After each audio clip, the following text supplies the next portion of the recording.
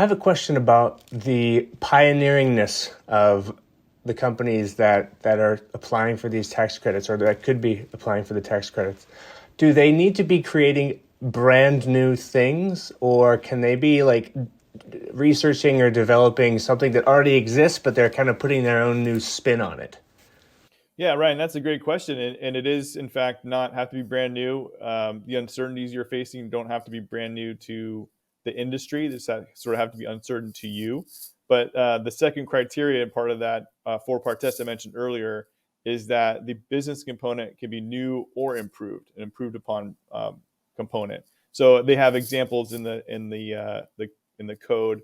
Some of them are a little bit archaic, but they reference like a motorcycle engine, and maybe the motorcycle engine is not new, but maybe you're adding some new type of fuel injector to it, and so that piece of that effort is uncertain to you. How do you want to measure the performance of that new component, and therefore that part of it can be construed as R&D, whereas the housing or the motor that is no longer, there's no uncertainty there.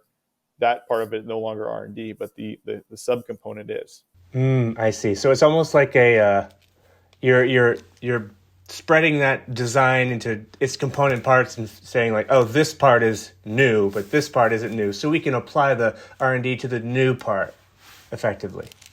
That's right. It all gets back to uncertainty. It always goes back to the four-part test.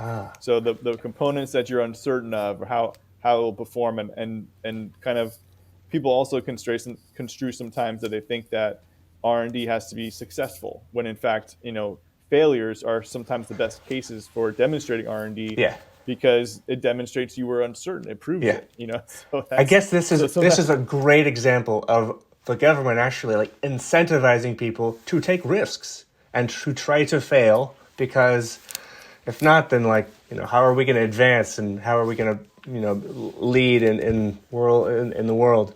Interesting.